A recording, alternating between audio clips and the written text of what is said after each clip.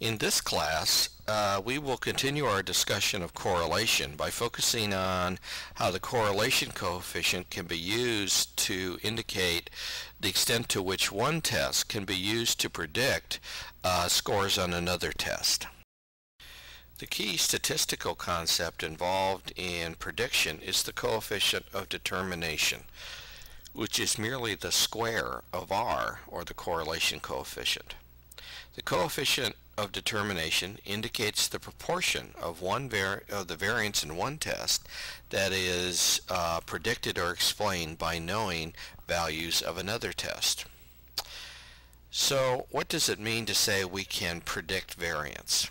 Let's say we take a situation where we have only one score, say a score on a measure of life satisfaction, and we wanted some way to predict individuals' life satisfaction scores. When we only have information from one source, i.e. the test of life satisfaction, in this case the mean of that test, our best guess or prediction of an individual score is the mean of the life satisfaction measure. So let's say we use the mean of the measure of life satisfaction to predict each person's score. The error in prediction that would occur for each individual is the difference or the gap between an individual's actual score and the mean. If you remember back to earlier PowerPoint classes, we said that a deviation score is the difference between a score and a mean. So if we sum all the squared deviation scores and divide by the number of scores, we wind up with the variance, which is essentially a summary of all the errors in prediction we make when we use a mean to predict each person's score on the test. Now, let's imagine we use additional information from another measure, say a measure of relationship satisfaction, to predict scores on our measure of life satisfaction.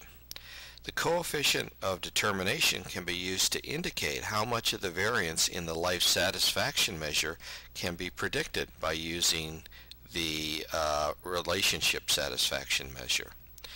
Thus, if the correlation between the measure of relationship and the life satisfaction measure is 0.40, or R equal to 0.40, then the coefficient of determination would be R squared, or 0.16. We could then go on to say that 16% of the variance in life satisfaction scores can be predicted or accounted for by knowing individual scores on a measure of relationship satisfaction.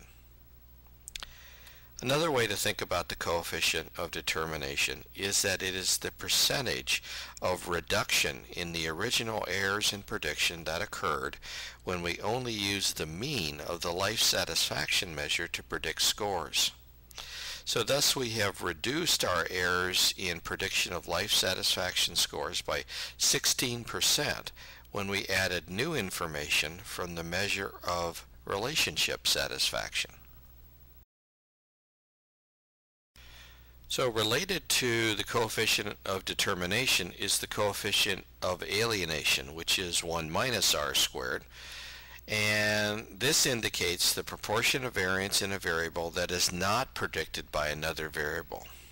Essentially, it is the part of one variable not predicted by, or that is independent of, the other variable.